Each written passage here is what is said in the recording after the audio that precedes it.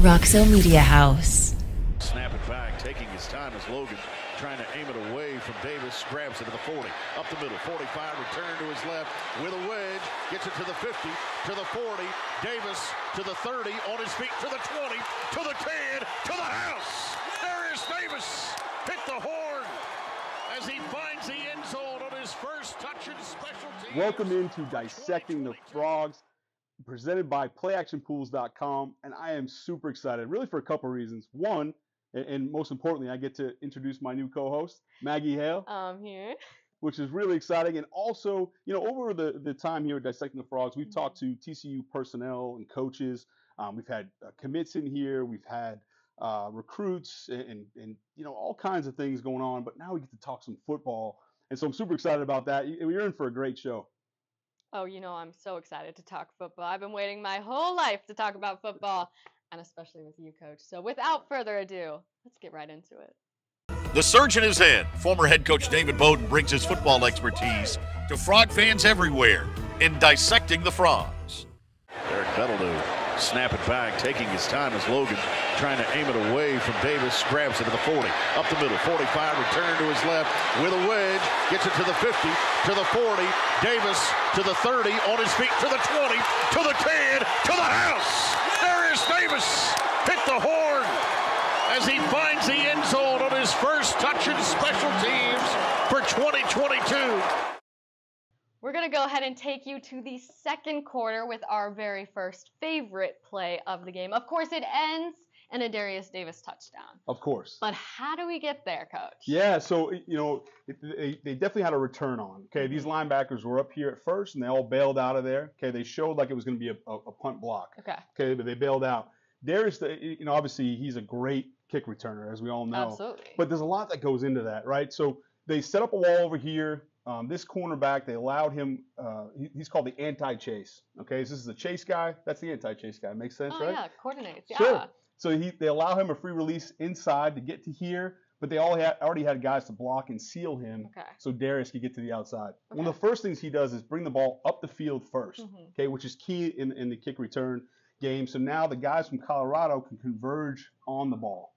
Okay, they all get to the ball. So that's big, right, as we know. Well, so by him doing that, he can get outside to where the return is set here. Okay. His technique really is this. He's got to make sure he's got live feet. His feet are moving all the time. He doesn't want to lift his head up like this, almost like, you know, when you have a baby on your shoulders. Got to keep the head down. That's right. Yeah, head down and he's running that's for it. But when he's getting the punt return, he has to look up, but it's really at an area where he can take a peek to see the rush and still catch the punt. Okay, so he's got it down. That's right. Yeah, he's done it perfect. Pro. That's exactly right. So his first job is to read the ball off the punter's foot. Okay. The ball straight ahead like this, then and it's a spiral. It's going to be deep, and he better get back. Okay. If the ball's to the right or the left, the point of the ball in a spiral, it's going to go to the right or the left. Okay. Pretty simple. If it wobbles in the air, right? If you see kind of a knuckling ball in the air, the punter does a bad job, it's going to drop at its highest point. Okay. And so he's got to come up running on it. So these are all things that are going through his head in a split second. So it's really impressive, even more impressive, right? Even more impressive. That's exactly right. So they do a great job setting it up. So these guys come here. They have to still, even though it's a punt return, they've got to rush some of these guys here to make sure what? Make sure that he kicks it, right? Otherwise, if they all bailed out there, he would just take off. He's going to run. That's exactly right. So they do a great job. They set up the return, and once again, Darius Davis comes out with a touchdown. And they got it. And we're going to head back to those purple chairs. We're going to see it again now that we understand it. We told you earlier that Dissecting the Frogs is brought to you by PlayActionPools.com. Want to make sure you get into FrogsToday.com and check out, there are now a pool running every single week where you can pick against Brian, Jamie, Jeff, and Melissa, even myself and Maggie, and make sure that you compete with us each week. There'll be 12 of the top games, and you can go in there and talk a little trash and compete against us every week. In addition to that, you can go to PlayActionPools.com for all your office need pools. There's a lot of fun ones in there, so go ahead and check it out. When you do that, put in the code FROGS today, and you'll get 15% off. Welcome back to Dissecting the Frogs. It's week 1, and we're talking TCU and Colorado. I mean, it was a huge game for TCU. First game of the new Horned Frogs era, and they had a bunch of fans, not just from TCU, but that student section, the Colorado student section, 11,000, you said? Yeah, I think it was over 11,000 that scanned in that they knew of. That's crazy. And it felt like it until it didn't, right? Until things Until turned. TCU showed up. That's right, exactly right. So they were chanting some unpleasant things in pregame. All the players heard it. It's not college football if they don't. That's exactly right. It was quite the environment, though, and all the players and coaches commented on it after the game.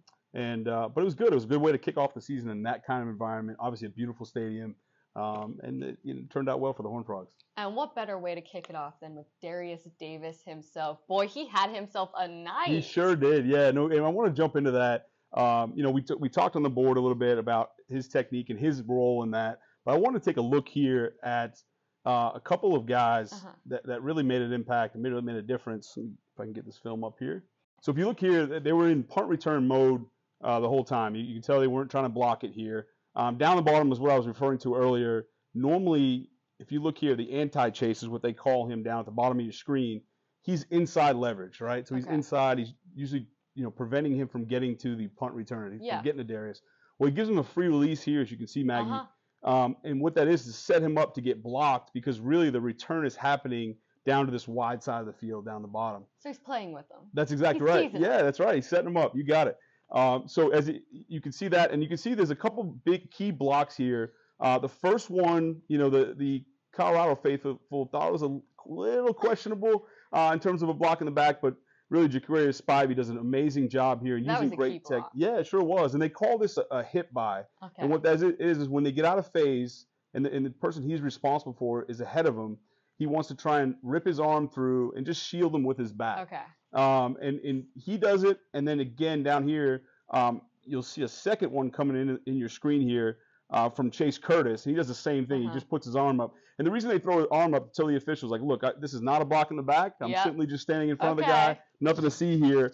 And, of course, it doesn't hurt things that the speed, the 4.36 speed of Darius Davis doesn't hurt things.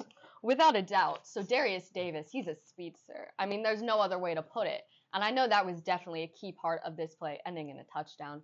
But what do you think was the main factor that led this? Was it the blocking? Yeah, for sure. The setup and blocking. And the other thing is he does a really good job getting up the field.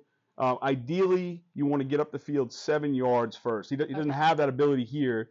But as you can see, when he gets up the field just slightly, Colorado starts to converge on him, and that's able to set the thing up really to the wall. As you can see down bottom, they're starting to create a wall here, and they knew it was going there the whole time. He's got that vision. He's going to cut and run. Absolutely. And from there, it's just a track meet, and there's not too many people are going to beat him in that. No.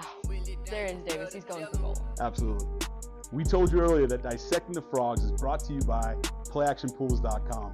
Want to make sure you get into FrogsToday.com and check out, there are now a pool running every single week where you can pick against Brian, Jamie, Jeff, and Melissa, even myself and Maggie, and make sure that you compete with us each week. There'll be 12 of the top games, and you can go in there and talk a little trash and compete against us every week.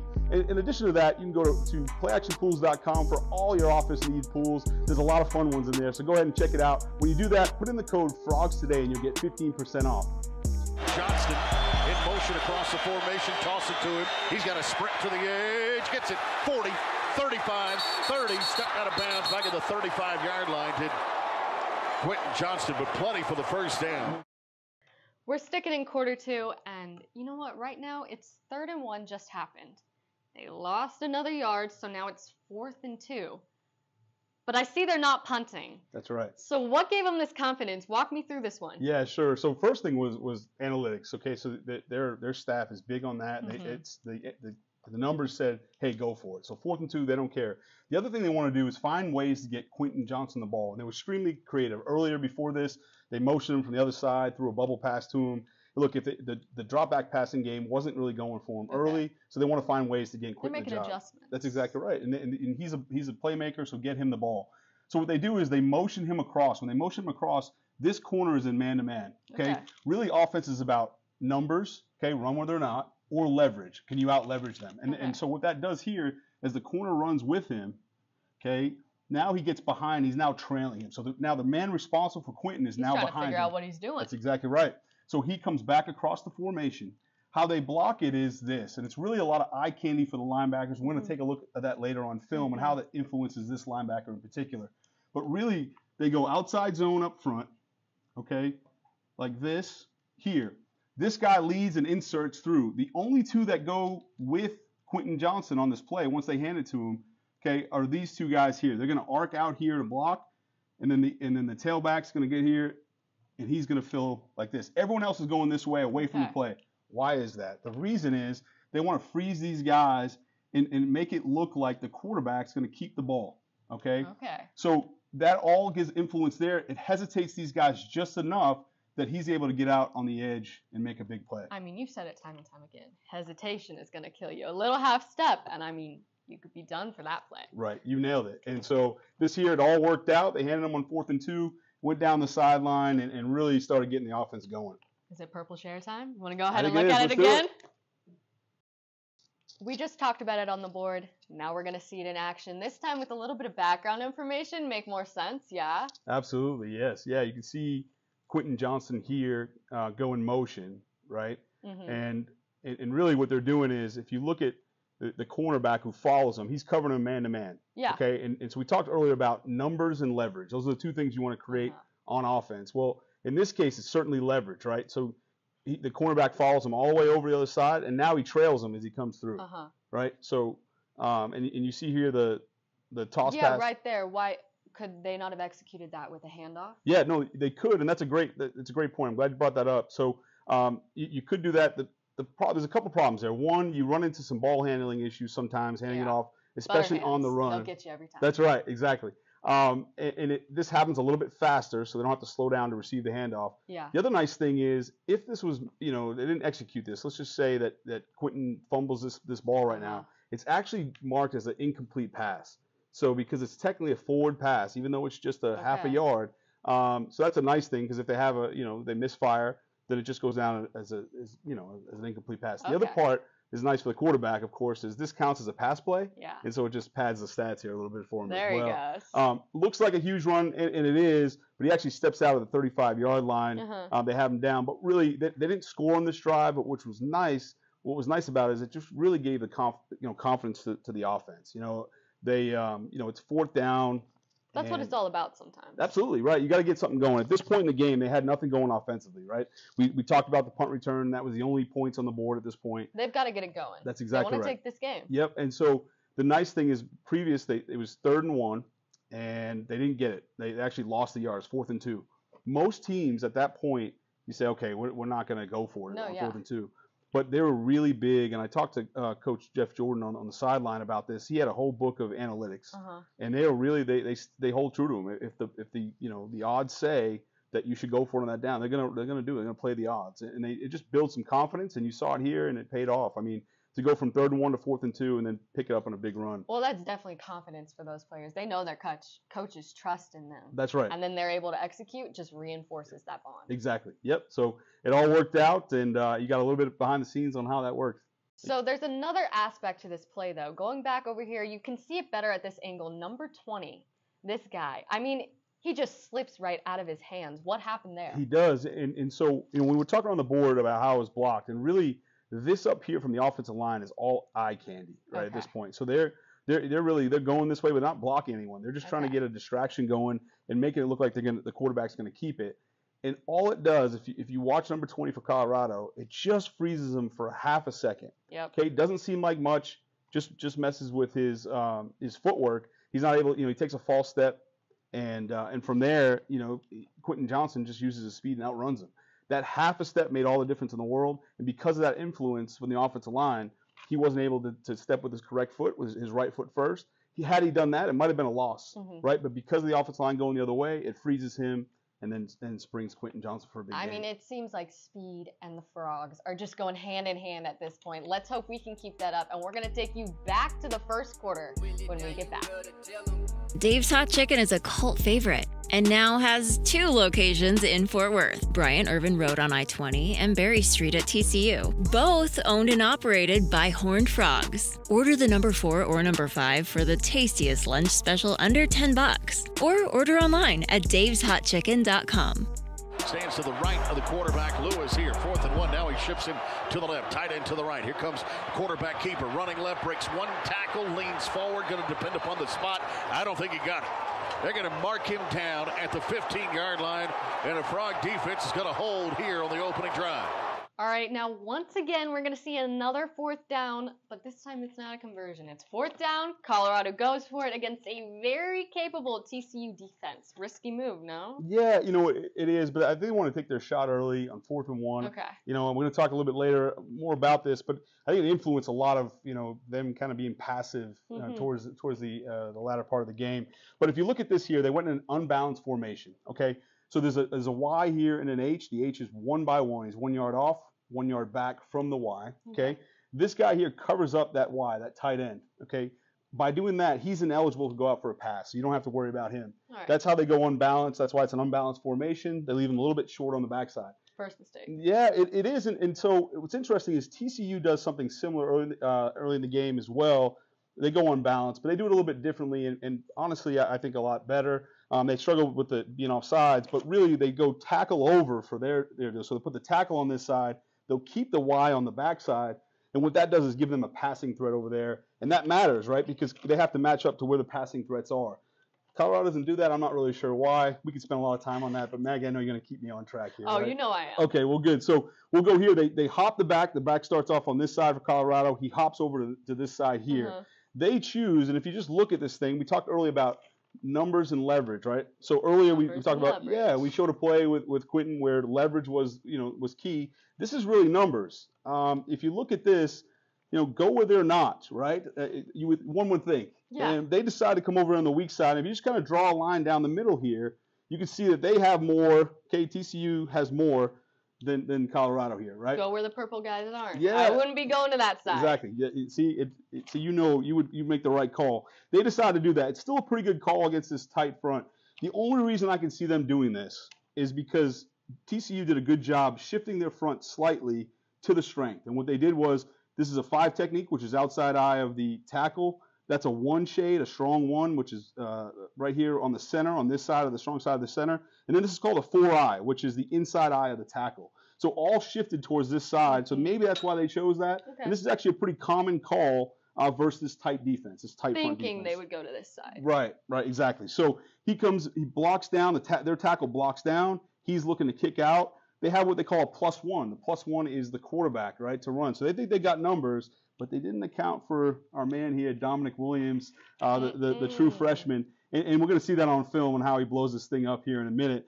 But on the backside, they're just running outside zone. They're trying to scoop this stuff from the backside. They don't take care of that, which allows the linebackers to get over the top of it and make a huge stop. And really, this was really what took this defense and propelled them to have a great rest of the game. It was because of this play here. Oh, yeah. Early starts, moral victories, and in victories. And let's go ahead and give Dominic his own time in the purple chair. Let's talk more about that play. We took you back to quarter 1. Just like last time, we want to see this in action now. We know it was 4th down. Pretty risky move, right? Yeah, well, I mean, and I think this, I want to go back to this because I think it's influenced some calls later in the game. Okay. Colorado, the coaches were criticized quite heavily for not going for it on a 4th down. They were down in the game. They're trailing. Most coaches, all the analytics say, don't punt it in that situation. Got to put it all out. That's right. But I think by not getting this 1st down conversion here, really kind of, sat in their head a little bit. Like we talked about with the Frogs, getting those 1st down, 4th down conversions, it meant a lot to the team morality-wise. That's exactly right. And it did the opposite. Yeah, no, for sure. You're exactly right. So here, I mean, as we talked about on the board, you can see obviously a much better picture on film. And this is, the void, right? You don't need to be a football coach to say, okay, run where they're not. Yeah. Okay. I mean, it's open. That's right. That's where I'm headed. Yeah, there's no edge. And they create a 4-man surface here. Okay. And what that means is past the center, there's 4 guys past the center. Okay. So here's the center here. Okay. You can count the 4 guys and they can go either way. This is actually a really good call to this defense. This is a tight defense. It's called a tight defense from TCU. What they're going to try and do is block down on this 5 technique. They call 4-eye technique, and then they'll pull this guy around to kick.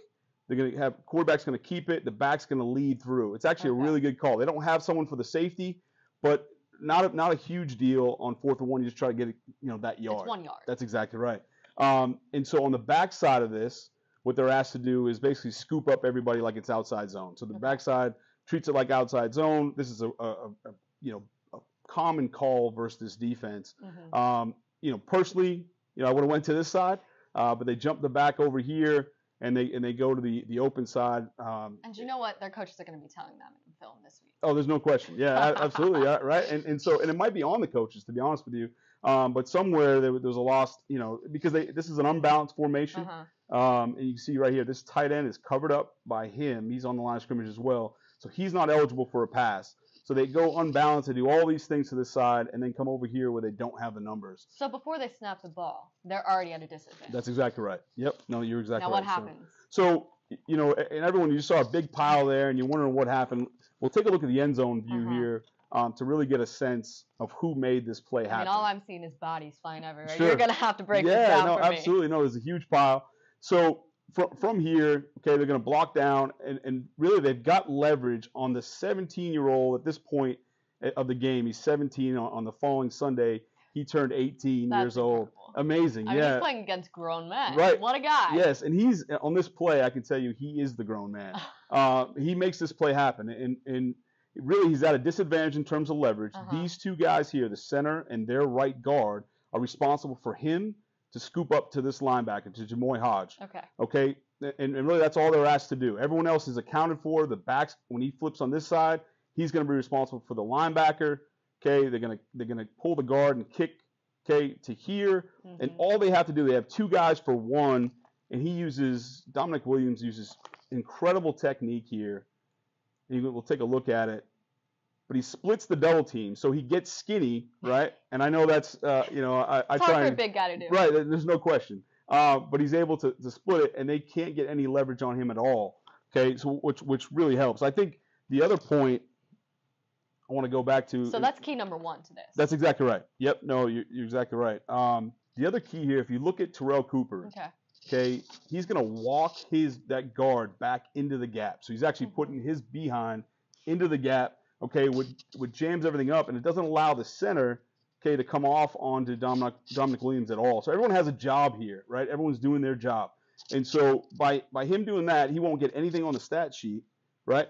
But he absolutely helps in making this play. In our hearts. That's exactly right. He's got it all. There's no doubt. And the coaches will be sure to point that out. Okay, and then you can see everyone fit in afterwards. Okay, and it's just it's a bunch of horned frogs on the pile. But it all starts up front. I know that's cliche and everyone talks about it, but here you can see why and how. Okay, lastly, looking at the linebackers. Okay, if you look over here at D. Winters, he's not on a blitz, but he may as well be. It's 4th and 1, and he's just going, right? He's responsible for this gap backside. So that means he's thinking is nobody is getting past me. That's exactly right. And he's going to make that happen. You got it. He goes right to his gap, and that way there's no cutback allowed. All right, we've discussed the front. Now let's take a look at the back. Let's look at this end zone view. Tell me what I'm seeing right now. Sure. So, we talked obviously about how great they did, with the defensive line. So we're looking at the linebackers here. D. Winters, it's 4th down. It's 4th and 1.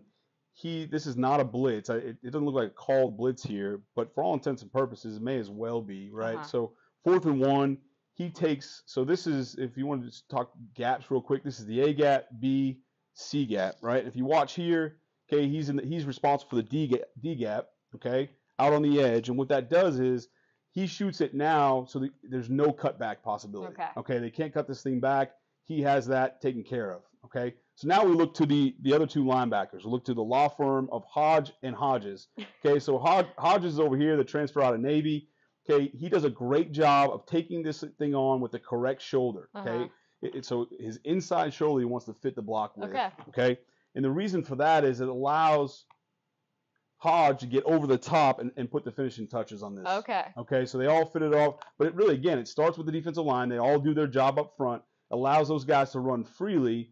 So he fits it. Okay, Dominic Williams, as we talked about earlier, has already crushed it in there. And then Hodges comes in there and finishes this thing off. So Williams definitely starts this key to success on this play. But what you're telling me is really every single one of these guys. I mean, this play would not have been possible without either of them doing their job. That's exactly right. And that's the beauty of, football. That's right. That's exactly right. Football, and especially defense. And we're going to talk more about these Frogs going back to the 4th quarter when we get back. Say hello to the water of tomorrow. Richard's Rainwater. Richard's Rainwater is 100% rain, refreshing, renewable, and the only ingredient we use in our water. Why rain? Because everyone deserves access to clean water, and rain is a 100% renewable resource available everywhere. Drink the rain. Save the planet. Shop now at richardsrainwater.com. Wide left goes Blair Conwright. Little reverse here. Pitch it back to Darius Davis with running room. To the edge. 20, 15, 10, 5. Touchdown. Double D for the TD. Second one of the night. This one from 27 yards out. And it's our fourth and final favorite play of the game. And it's only right we go to the fourth quarter, and it's 2nd and 5. Solid positioning, about 8 minutes left. The Frogs definitely have some time to do a little more damage. Damage they do. Show me about it. Yeah, so it's our man again. Darius Davis shows up here, this time on a reverse. Okay, I want to show you some of the key things for a reverse. So the number one thing on a reverse is you can't have any kind of penetration from the defense. It'll blow up a reverse every single time. So these offensive linemen, although they look like they're blocking outside zone, they don't get down the field at all. What they're trying to do, Maggie, is just flatten everything out. So they're just trying to flatten these guys out. It looks like a very basic play up front at first, okay, like you would see sort of at a middle school football game, right? They're just trying to get in front of them. So you're telling me it's going to get a lot trickier. It might, yeah. It really quick, and Colorado didn't see it coming. They kept this thing flat here and made sure that they don't get any penetration, especially at the point of the exchange, okay? So they hand the ball off here. Darius Davis takes 2 steps forward and then comes around and gets the ball flipped to him. And this is really where you can't have any penetration in here. That's key. On this side here, okay, you'll see Brandon Coleman blocked down like this, just like everybody else is. But he's going to do something really interesting. From here, he's going to come back out, okay? And our man here, number 90 for Colorado, he chases down here.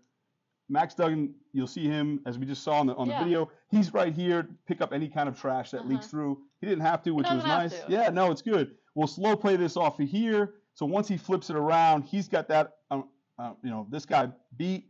These linebackers are actually doing their job. And here you'll see some linebackers go full flow because that's what they're seeing up front. So they're out of the picture. And now all of a sudden you've got a big lineman, a receiver, and a speedster. And we got a perfect storm. You got it. There you have it. Let's go talk about more of that speedster over in those purple chairs. Now, I promised we were not done talking about Darius Davis, and his time is coming now in the fourth quarter. Tell me about Flash here. What does Funky Town's very own Flash do right here? Yep, so we talked on the board a little bit about how it's blocked and all that good stuff. And for Darius Davis, yes, he's unbelievably fast. But there's another reason why he got around the corner. If you take a look at number 90 down here, the bottom. He's your defensive end for Colorado. Okay, and there's no doubt that they, beforehand on film and on scout knew that he was a guy that heel line chases. Okay, and what that means is as Brandon Coleman blocks down, okay, you're going to see number 90 squeeze at first. Okay, he's going to squeeze. And then as soon as the ball declares, that's the squeeze. You got it, right? So he's closing off that gap, trying to stay somewhat square. But as soon as Duggan hands this ball off, he's going to run right down the heel line and chase. Okay, Duggan actually hangs back to block, but he doesn't want to block. It's kind of nice. No, he doesn't have to. He doesn't have to at all. But who does throw a big block, the big fella comes in the picture yet again, is Brandon Coleman running all the way down the field. He's ahead of everybody. Heck, he's ahead of Darius Davis. Oh, that's a key block right there. It sure is. And he finishes thing with a purpose and some nastiness out in the end zone. I mean, that's the thing you put on the highlight film. Poor Boldo player. He knew that was going to be a block that was going to get him in the end zone. That's exactly right. Yeah, you can see here, number 90, take a better look at that squeeze we were talking about. As soon as Coleman blocks down, he squeezes, then heel line chases, and they get around out the gate. And I mean, it was a great setup. Okay, you can also see here late in the picture, you'll see down the receiver down here, I believe it's Quentin Johnson again. He starts off. We're going to go back to the wide for a quick second. The last thing I want to take a look on this play. Okay. Your receiver down bottom, Blair Conwright. Okay, comes off really slow. And if you were watching in practice, you say, "Is this guy? Is he running a lazy route?" Play? That's right. Yeah, exactly. But that's all by design. He comes off slow, and it's really, again, as we talked about earlier, setting it up. He's setting up that cornerback just to kind of think he's not part of the play. Hey, I'm just hanging around there. I'm watching what's going on. Talk about the game? That's right. How's it going? And he has a conversation with him, and then takes his tail right to the sideline, and again frees up. And I guess it wasn't a friendly one. That's right. I know there was probably some words after that one. Fooled me, and he definitely fooled that guy. But you know what? We're going to be here again. This was a great game to break down. Thank you for having me on here. Yeah, we enjoyed breaking it down with me. But you know what? We're going to be here next Monday as well after the Tarleton State game. You don't want to miss that one. Thank you. As TCU comes up with a victory here, 38-13. Frogs winning over the Colorado Buffaloes here at Folsom Field. Roxo Media House.